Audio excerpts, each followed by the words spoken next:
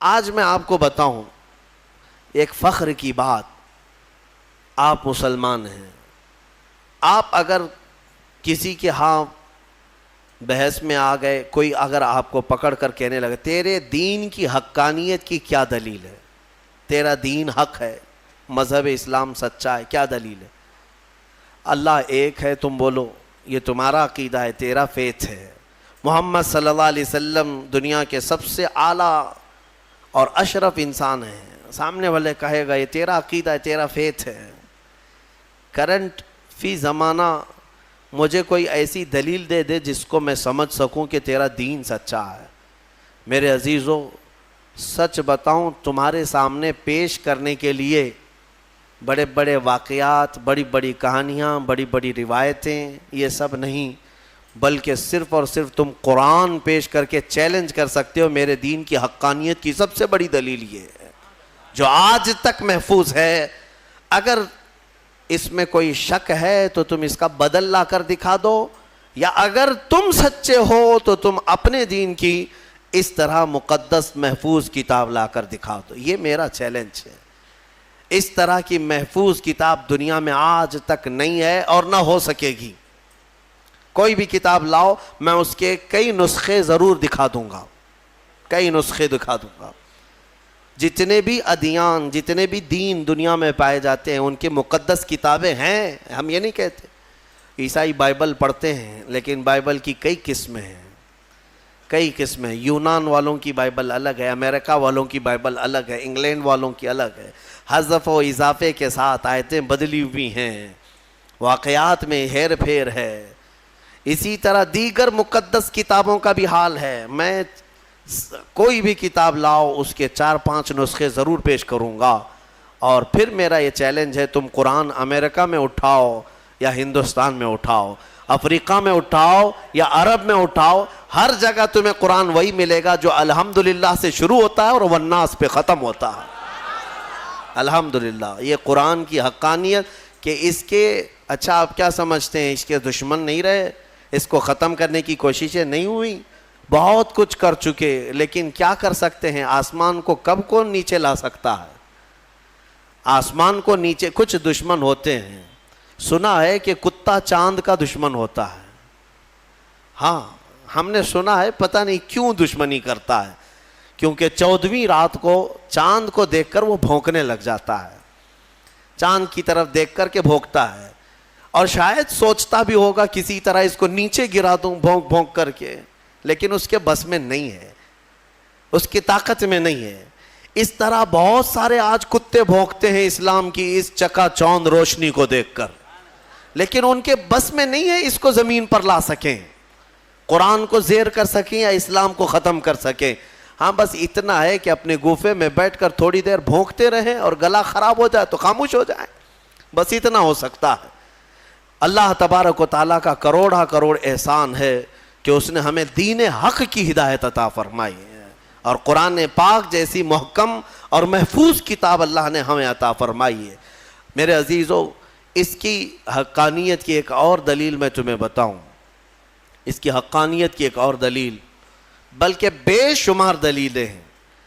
ایک بات میں آپ کو بتا دوں، ہمارا یہ مزاج نہیں کہ قرآن کو ہم سائنس سے پروف کریں، ضروری نہیں ہم قرآن کو پروف کرنے کے لیے سائنس، فزکس، کیمسٹری، جغرافی، میتھس ان سب کے سہارے لینا، یہ ہمارا مزاج نہیں۔ لیکن اگر کوئی اس بات کا تقاضا کرے کہ کیا قرآن میں میتھس بھی ہے، کیا قرآن میں سائنس کی تھیوریز بھی ہیں، تب پھر ہم اس کو دلیل کے طور پر کچھ چیزیں پیش کرتے ہیں، ورنہ قرآن کی حقانیت کو ثابت کرنے کے لیے ہم یہ سب چیزوں کے محتاج نہیں ہیں۔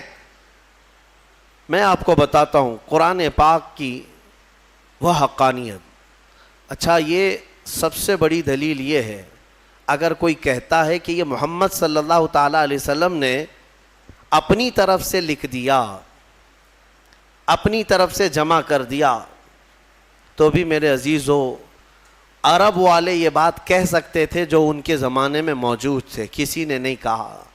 جو ان کے جانی دشمن تھے وہ بھی نہیں کہہ سکے، کیونکہ سبوں نے دیکھا کہ اللہ نے انتظام ہی ایسا کیا کہ پوری زندگی میرے آقا صلی اللہ تعالیٰ علیہ وسلم کسی کے ہاں درس لینے کے لیے گئے ہی نہیں.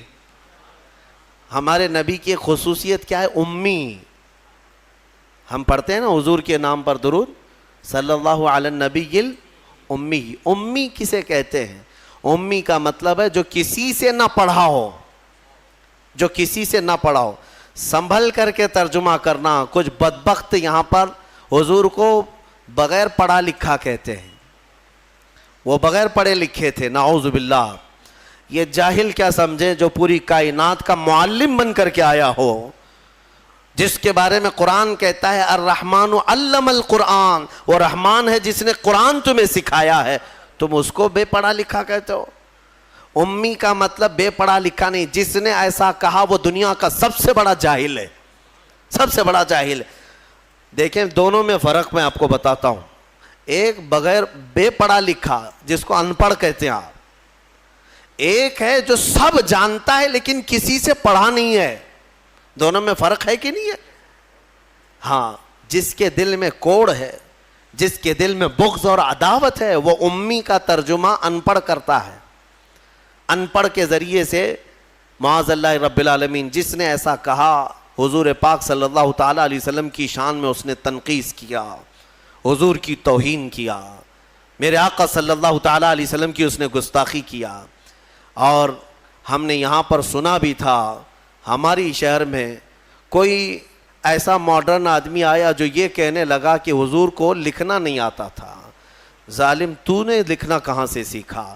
جس رسول نے مدینے کے اندر صرف 10 سال کے اندر 80,000 لوگوں کو قلم پکڑنا سکھایا، تم ظالم اس کو کہتے ہو رسول پاک صلی اللہ علیہ وسلم کو لکھنا نہیں آتا تھا. نعوذ باللہ من ذالک.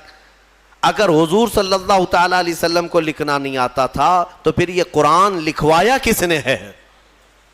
قرآن لکھوایا کس نے ہے؟ کاتبان وحی ضرور ہیں، لکھنے والے صحابہ تھے، قرآن لکھنے والے صحابہ تھے، لیکن کیا حضور پڑھ دیتے تھے وہ گھر جا کر لکھتے تھے؟ حضرت امیر معاویہ فرماتے ہیں حضور کی صحبت میں وہ بیٹھتے تھے، قرآن کی آیتیں جب اترتی حضور فرماتے لکھو. اب جب وہ لکھتے تو حضور بتاتے یہ اس طرح سے لکھو، یہ اس طرح سے لکھو. آیتوں کو کہاں سے کیسے لکھا جائے میرے آقا خود تعلیم فرماتے. یہ اور بات ہے کہ رسول کریم صلی اللہ تعالیٰ علیہ وسلم نے خود قلم نہیں اٹھایا، لیکن ہزاروں کو قلم پکڑنا خود سکھایا ہے میرے آقا نے. اور جو یہ کہتا ہے وہ ہمارے دل کو ٹھیس پہنچاتا ہے. اے سنی مسلمانوں، نبی پاک صلی اللہ تعالیٰ علیہ وسلم کو لکھنا نہیں آتا تھا. نعوذ باللہ من ذالک. قرآن جن کے بارے میں کہہ رہا ہے وَعَلَّمَكَ مَا لَمْ تَكُنْ تَعْلَمْ، اے رسول ہم نے آپ کو وہ سب سکھا دیا جو آپ نہیں جانتے تھے. اگر حضور لکھنا نہیں جانتے تھے تو اس آیت کے مطابق رب نے انہیں سکھایا کہ نہیں سکھایا؟ اللہ فرما رہے ہم نے وہ سب سکھا دیا.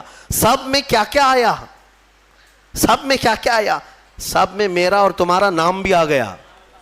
ہاں، میرے رسول کو اللہ نے وہ بھی سکھا دیا کہ اتنے زمانے کے بعد یہ لوگ آئیں گے، فلاں آئیں گے. حضور کو اللہ نے سارے علوم سکھائے. اس میں لکھنا بھی ہے، پڑھنا بھی ہے، بولنا بھی ہے، سننا بھی ہے، ساری چیزیں آ گئی. علمک ما لم تکن تعلم.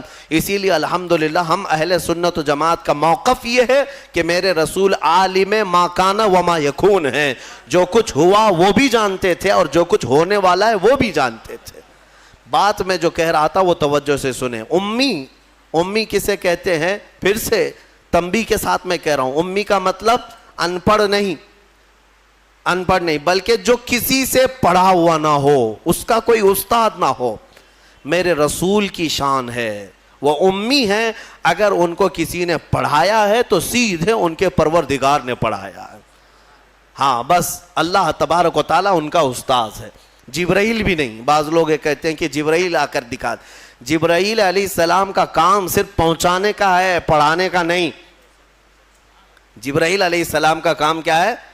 پہنچانے کا. اسی لیے ہمارے ایک مفسر نے لکھا ہے پہلی آیت جو قرآن کی اتری وہ کیا تھی پتہ ہے نا مسلمانوں؟ اقرا بسم ربک الذی خلق. غار حرا میں یہ اتری ہے. میں توجہ چاہتا ہوں، جب جبرائیل آئے غار حرا میں تو جبرائیل یہ کہہ رہے تھے اقرا، پڑھو. کیا کہہ رہے تھے؟ پڑھو. اور حضور فرما رہے تھے ما انا بقاری, میں نہیں پڑھنے والا.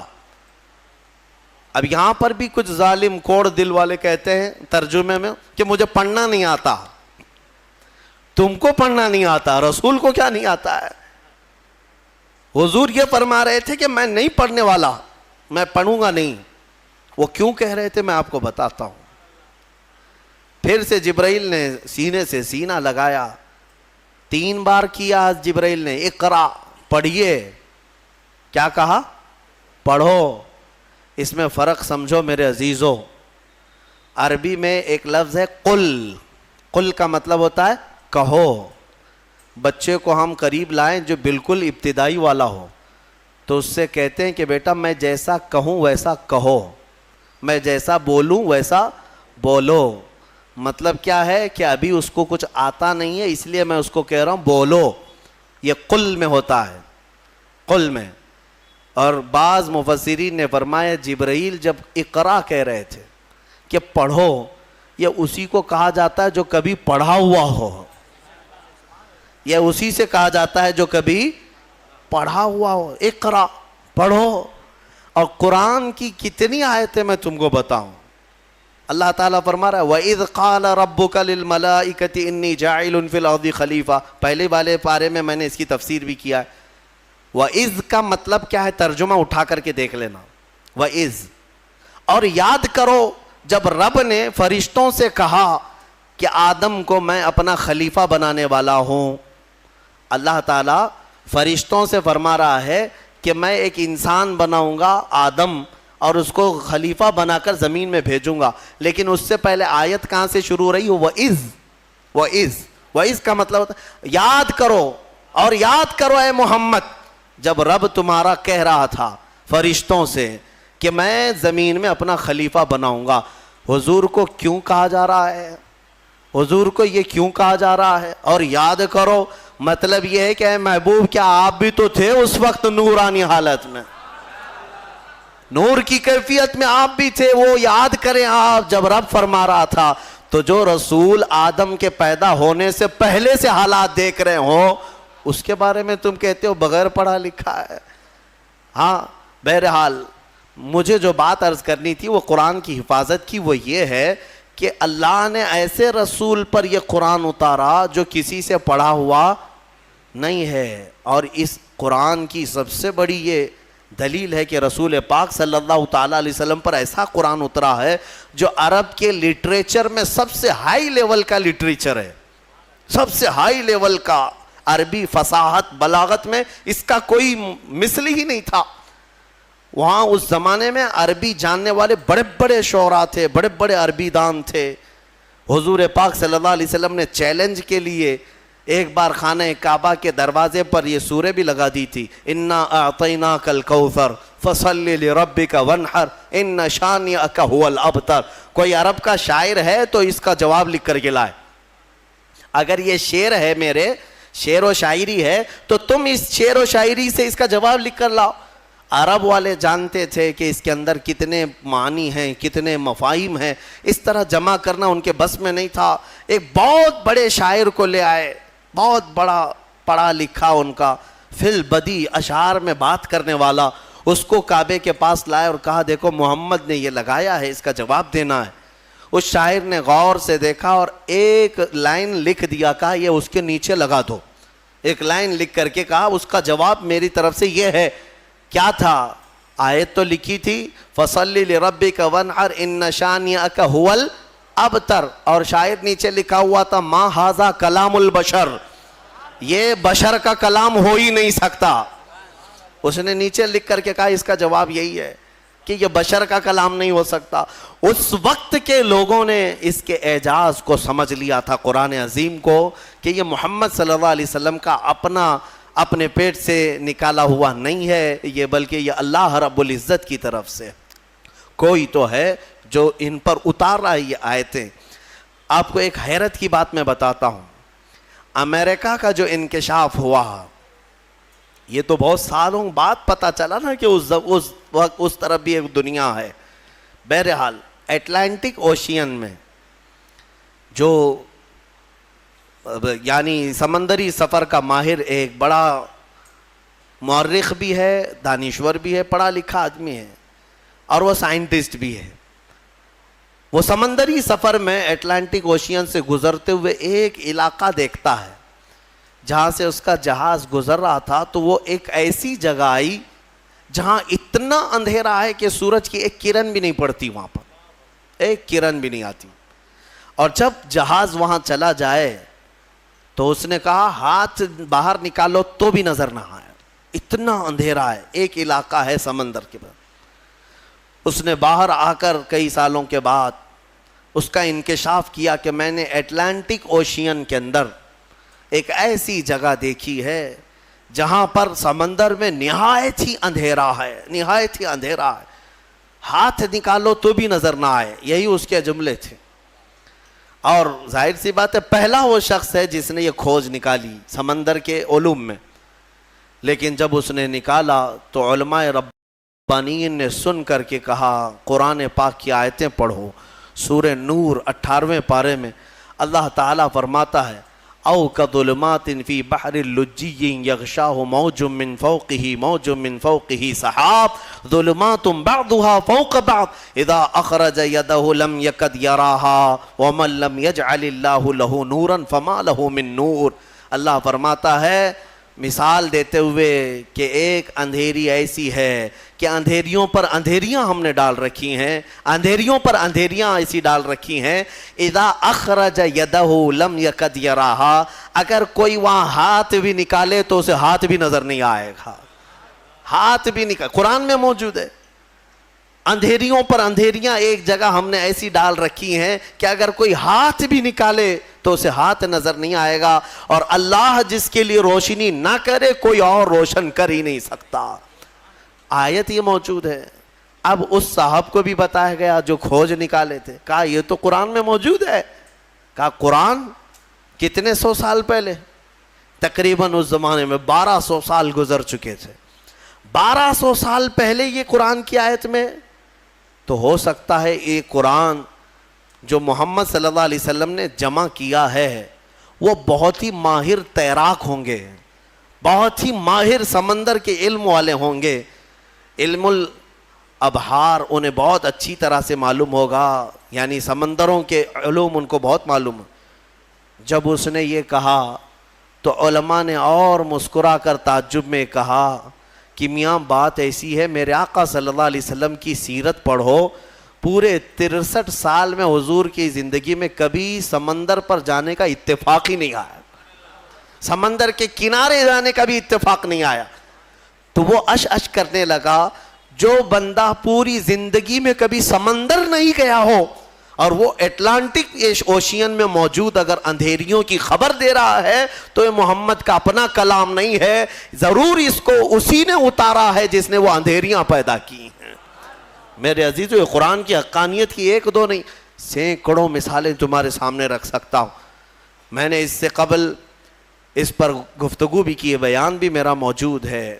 میڈیکل والے، سائنس والے بھی جانتے ہیں بچہ پیدا ہونے کے جو پروسیس ہیں، ایمبریولوجی جس کو کہتے ہیں، وہ آج تحقیق کے ساتھ پتہ چل رہے ہیں کہ 9 مہینے بچہ کن کن پوزیشن سے گزرتا ہے، لیکن 1400 سال پہلے قرآن میں اللہ تعالیٰ اپنے رسول کو بتا رہا ہے ثم خلقنا النطفة علقة فخلقنا العلقة مضغة فخلقنا المضغة عظاما فكسونا العظام لحما۔ ڈاکٹروں سے پوچھ لینا، MBBS کیے ہوئے ہوں یا دیگر جو ایمبریولوجی پڑھے ہوئے ہوں، انہیں پتہ ہے بچہ جیسے نطفہ ماں کے رحم میں جاتا ہے اس کے بعد کیا بنتا ہے، اس کے بعد وہ نطفہ تھوڑا سا بڑا ہو کر کے چپچپا بنتا ہے، چنگم کی طرح جس کے اندر چپکنے والی چیز ہو، اور اس کو عربی میں علقہ کہتے ہیں، علقہ کہتے ہیں، وہ بہو وہی ترجمہ ہے۔ اور اس کے بعد یہ میڈیکل لائن کے اعتبار سے ہی میں بتا رہا ہوں، یہ چپچپا بنتا ہے اور اس کے بعد یہ خون کا لوتھڑا بنتا ہے، خون کا بستہ، خون بندھا ہوا خون جیسا ہوتا ہے، اور اس کے بعد پھر گوشت کا ٹکڑا بنتا ہے، پھر گوشت کے ٹکڑے کے بعد پھر یہ جو ہے ہڈیاں اس کے اندر آنے لگتی ہیں اور پھر شکل بننے لگتی ہے اور پھر اس کے بعد اس پر چمڑی آتی ہے, پھر بال آتے ہیں. اب قرآن پڑھو تو سمجھ میں آئے گا. مولا فرماتا ہے خلقنا نطفۃ علقۃ, ہم نے نطفے کو علقہ بنایا, چپچپا بنایا. فخلقنا العلقۃ مضغۃ, اور پھر ہم نے علقے کو بستہ خون بنایا. فخلقنا المضغۃ عظاما, پھر یہ بندھے ہوئے خون اور بستہ گوشت کو ہم نے ہڈیاں دی. فکسونا العظام لحما, پھر ہم نے ہڈیوں پر چمڑیاں ڈالی. ثم انشأناہ خلقا آخر, پھر ہم نے مکمل کر کے اسے ایک نئی تخلیق میں پیدا کیا. میرے عزیزو, قرآن ایک جگہ نہیں, یہ آیتیں 3 سے 4 جگہ قرآن پاک میں پورے پروسیس کے ساتھ ہے. مجھے بتاؤ 1400 سال پہلے کون سا سونوگرافی تھا, کون سا سی ٹی اسکین تھا, کون سا ایکس رے مشین تھی, کون سی ایسی چیز تھی جو ماں کے پیٹ میں کیسے پروسیس ہوتا ہے بتا سکے. اگر میرے آقا صلی اللہ تعالیٰ علیہ وسلم نے قرآن کے ذریعے سے یہ بتایا ہے تو یقیناً قرآن اللہ کی کتاب ہے جو خود ماؤں کے پیٹ میں بچوں کی تخلیق فرماتا ہے. بہرحال مجھے بات صرف اتنی عرض کرنی ہے کہ قرآن کو تم نے چھوڑا ہے میرے عزیزو, جس کی وجہ سے آج ہماری حالات ہے. کاش ایک بار قرآن پھر سے اٹھا لو. میں قسم رب ذوالجلال کی, اللہ تبارک و تعالیٰ کا وعدہ تمہیں یاد دلا رہا ہوں. مولا نے قرآن میں فرمایا کان حقا علینا نصر المؤمنین, ہم نے اپنے اوپر لازم کر لیا ہے کہ ایمان والوں کی مدد کریں گے. ہم نے ابھی قرآن میں پڑھا ہے ان یکم منکم 20 صابرون یغلبوا 200, اگر تم میں 20 لوگ صبر والے آ جائیں, مولا فرماتا ہے میں 200 پر انہیں بھاری کر دوں گا, 200 پر بھاری کر دوں گا. یہ سب وعدے تمہارے لیے ہیں, لیکن اب کیا ہوگا؟ اسی لیے کسی شاعر نے کہا تھا اب فقط شور مچانے سے نہیں کچھ ہوگا اور یوں ہی ہونٹوں کو ہلانے سے کچھ نہیں ہوگا. تمہیں اب اس قرآن پاک کو اٹھا کر دیکھنا ہوگا کہ عملی زندگی کیا ہے. بڑے بڑے سائنسدان, بڑے بڑے مورخین قرآن پڑھتے رہے, آج بھی پڑھ رہے ہیں اور تحقیقات کر رہے ہیں. افسوس ہے کہ ہماری قوم میں ایک بڑا طبقہ قرآن سمجھنا تو دور کی بات ہے, پڑھنا بھی نہیں جانتے. جو پڑھنا نہیں جانتے, یہی تو حال ہے کہ ہم نے دیکھا ہے بڑی بڑی محفلیں, تمہیں قوالی میں تو اتنا جوش آتا ہے, تھرکتے رہتے ہو, ناچتے رہتے ہو, کون سا جوش ہے؟ ہاں, تم یہاں پر کسی محفل میں بیٹھ کر کے کچھ اشعار سنو تو تمہارے جسم میں وجد آنے لگتا ہے. بعض لوگ یہ کہتے ہیں یہ وجد ہے, وجد ہے. ارے اللہ کا کلام سن کر کوئی وجد نہیں آیا. قرآن پاک سننے کے بعد تمہارے رونگٹے کھڑے نہیں ہوئے, کیا کھڑے ہوں گے؟ سمجھ میں آتے تو نا. قرآن کی آیتیں آج بھی پتھر دلوں کو بھی پانی کر دیتی ہیں. تمہیں پتا ہے فضیل بن عیاض اپنے زمانے کے بڑے ڈاکو, بغداد کے راستے پر جو بھی قافلہ گزرتا لوٹ مار کرتے تھے, لیکن ایک قاری قرآن اونٹ پر بیٹھ کر تلاوت کرتے ہوئے جا رہا تھا اور 27ویں پارے کی آیت تلاوت کر رہا تھا. الم یأنی للذین آمنوا ان تخشع قلوبہم لذکر اللہ, کیا ایمان والوں کو ابھی وہ وقت نہیں آیا کہ اللہ کے ذکر سے ان کا دل ڈولنے لگ جائے, ہلنے لگ جائے, وہ توبہ کر لیں؟ اتنی آیت سنی تھی فضیل بن عیاض کے ہاتھ کانپنے لگے. کیوں؟ عربی سمجھتے تھے, ڈاکہ زنی کرتے تھے لیکن عربی معلوم تھی. لیکن ایک قاری قرآن سے جب یہ آیت سنی, دل پر ایسے گزرنے لگی, ہتھیار پھینک دیا, ساری چیزیں پھینک دی اور چیخنے لگے آن لنا ربنا, آن لنا ربنا, اے ہمارے رب وہ وقت آ گیا, وہ وقت آ گیا, مجھے تو اپنی بارگاہ میں لے لے. اور پھر ایسی توبہ کی, ایسی توبہ کی, اللہ اکبر. اس کے بعد جو ان کی زندگی میں تبدیلی آئی جانتے ہیں؟ فضیل بن عیاض اولیاء کرام کی جماعت میں سند کا نام ہے. آج اتنا بڑا مقام ہے کہ سیدنا غوث اعظم عبد القادر جیلانی رضی اللہ تعالیٰ عنہ بھی ادب کیا کرتے تھے. فضیل بن عیاض کا نام آئے تو وہ کس سے ان کی زندگی بدلی؟ قرآن کی آیت نے بدل دیا. آج بھی قرآن پاک سمجھ جاؤ تو تمہاری آنکھیں بہنے لگ جائیں. یہاں تو تراویح کی 4 رکعت جسے بھاری لگتی ہو وہ قرآن کیا سمجھے گا؟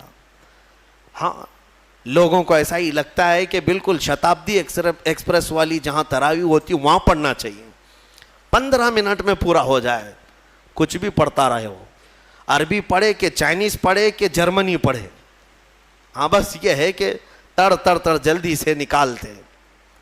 مسلمانوں کیا یہ بوجھ ہے تراویح جس کو تم اپنے کندھوں سے ہٹا کر بھاگنا چاہتے ہو؟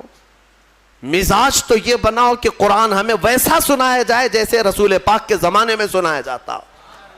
قرآن سنیں تو ہمیں رسول پاک کا مدینہ یاد آ جائے۔ قرآن کے نغمات آج بھی اس کی قراتیں لوگوں کو رلا دیتی ہیں، تمہیں اندازہ بھی نہیں ہے۔ کئی انگریز مصر میں نے دیکھا ہے، کئی انگریز جن کو قرآن سنایا گیا اور انہیں معلوم تھا تو وہ رو پڑے۔ ایک فرانس کا بہت بڑا ڈاکٹر تھا اسکندریہ میں، ایک ہمارے بڑے شیخ ہیں، وہ قرآن کی تلاوت کرتے تھے تو وہ اپنی ڈاکٹریٹ پہ بڑا فخر کرتا تھا، صرف وہ حضرت کی قرآن کی تلاوت سننے کے لیے وہ باہر کھڑا رہتا۔ کئی دن کے بعد وہ ساری چیزیں چھوڑ کر کے اندر آیا اور کہا اس کی جو مٹھاس ہے اور اس کی جو لذت ہے مجھے دنیا میں کہیں نہ ملی، مجھے اسی دامن میں داخل کر لیا جائے۔ کئی ایسے لوگ ہیں جنہوں نے قرآن پاک کو سن کر کے اپنی زندگیاں بدل لیں۔ تمہیں کیا ہو گیا؟ قرآن کو اتنا اوپر رکھ دیا کہ ہاتھ بھی نہ جائے۔ تمہارے فریج اور ٹی ویاں تو صاف ہوتی ہیں، قرآن پر تو پتہ نہیں کتنی گرد و غبار لگی ہوئی ہے۔ ہاں ابھی رمضان میں اس کو صاف کر دیا ہوگا، اٹھایا ہوگا۔ قرآن تم کب اٹھاتے ہو؟ قسم کھانے کے لیے، جھگڑا ہو جائے دیکھو میں قرآن کی قسم کھا رہا ہوں، یا پھر کب قرآن اٹھاتے ہو؟ جب کسی کی میت ہو جائے، جلدی لاؤ قرآن۔ ارے یہ زندوں کے لیے اترا ہے قرآن، مردوں کے لیے نہیں۔ قرآن زندوں کے لیے نا، ہاں مردوں کو ایصال ثواب تو ضرور کرائیں گے ہم، فائدہ تو پہنچے گا تلاوت کا، لیکن یہ ایصال ثواب کے لیے ہی نہیں۔ قرآن کہتا ہے ھدی للمؤمنین، مومنوں کی ہدایت کے لیے آیا ہے۔ ہدایت چھوڑ کر کے تم دکان کی اوپننگ کے لیے، گھر کی ٹھنڈک کرانا ہے، اوپننگ کرانا ہے، اور پھر ماں باپ کی میت ہو گئی ہے، اور پھر کیا ہے؟ جھگڑے میں قسم کھانا ہے۔ یہی ساری چیزیں قرآن اٹھانے کی ہے۔ قرآن عظیم اللہ تعالیٰ کا وہ عظیم تحفہ ہے کہ پوری زندگی بھر اس پر رشک کرو گے تو بھی کم ہے۔ آج پوری دنیا میں کسی قوم کے پاس یہ کتاب نہیں ہے جتنی محکم کتاب تمہارے پاس ہے۔ سینہ تان کر کے کہہ سکتے ہیں ایسی کتاب کسی کے پاس نہیں ہے۔ اتنا بڑا ذخیرہ تمہارے پاس ہے اور تم اس کو پیچھے ڈالے ہوئے ہو۔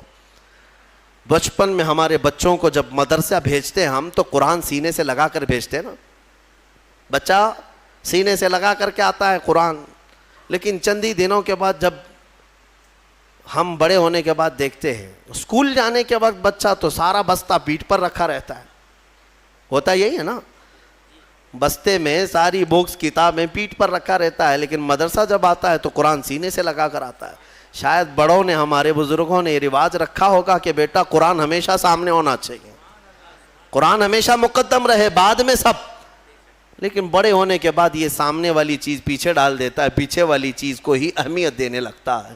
ایک بات یاد رکھو، میں نہ کالج کا مخالف ہوں، نہ اسکول کا مخالف ہوں، نہ یونیورسٹی کا مخالف ہوں۔ ہاں کوئی بھی کالج کا، یونیورسٹی کا، کہیں کا اسٹوڈنٹ ہو میرے ساتھ بیٹھے، میں اس کے ساتھ انشاءاللہ ڈسکس ضرور کروں گا ہر ٹاپک پر، لیکن یہ برکت ہے صرف قرآن کی۔ الحمدللہ ہم نے قرآن پڑھا ہے تو قرآن کی برکت سے اللہ نے ہمیں سائنس کی بھی سمجھ عطا کی ہے، ہمیں میتھس بھی آتا ہے، ہمیں جیومیٹری بھی آتی ہے، ہمیں فزکس بھی آتا ہے تھوڑا بہت۔ میں یہ فخر کے لیے نہیں کہہ رہا، نہ ہی یہ غرور کے لیے کہہ رہا ہوں، بلکہ جو کچھ بھی اللہ نے ہمیں شدھ بدھ دی ہے وہ قرآن کی برکت سے عطا کیا۔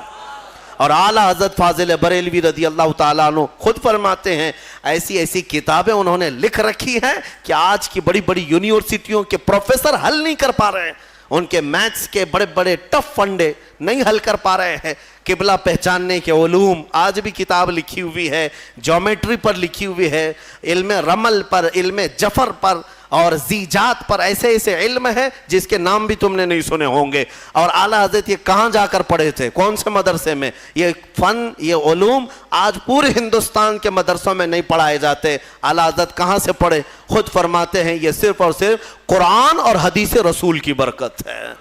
رسول پاک صلی اللہ تعالیٰ علیہ وسلم کے قدموں میں جو ہو گیا ہر علم خیرات میں ملا. میں یہ کہتا ہوں کہ نوجوانوں ضرور جاؤ, اسکول جاؤ, کالج جاؤ, یونیورسٹیوں میں جاؤ, ٹاپ کرو, پوری یونیورسٹی کو ٹاپ کرو, لیکن عقیدہ اور یقین یہ ہونا چاہیے کہ تم دنیا میں اگر عروج پر پہنچو گے تو شروعات تمہاری الحمدللہ رب العالمین سے ہونی چاہیے. یہاں سے ہو تو پھر دیکھو اللہ تعالیٰ تمہیں ترقی بھی دے گا اور برکت بھی عطا کرے گا. اللہ کریم ہمیں کہنے سننے سے زیادہ عمل کی توفیق عطا فرمائے. قرآن عظیم کی برکتیں اللہ تعالیٰ ہم سب کو عطا فرمائے.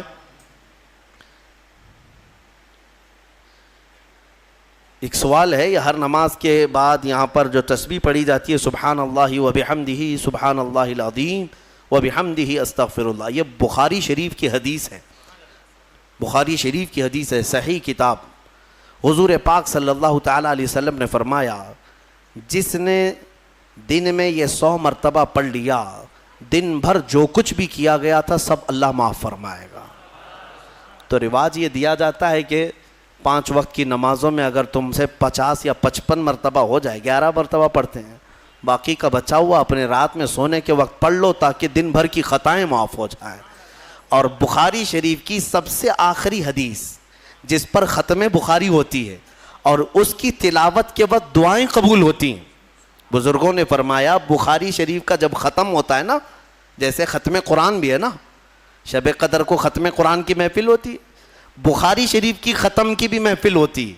اور بزرگوں نے فرمایا ختم بخاری کے وقت جو حدیث آخری پڑھی جاتی ہے اس وقت مجمع میں جو بھی دعا کرے گا اللہ اس کی دعا قبول کرے گا. وہ کیا پڑھی جاتی ہے بخاری شریف کی آخری حدیث؟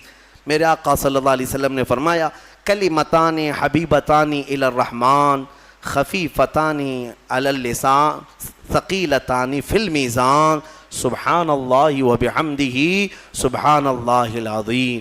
میرے آقا فرماتے ہیں 2 کلمے ایسے ہیں جو رحمان کو سب سے زیادہ پیارے ہیں اور زبان پر سب سے ہلکے ہیں اور میزان میں سب سے بھاری ہیں.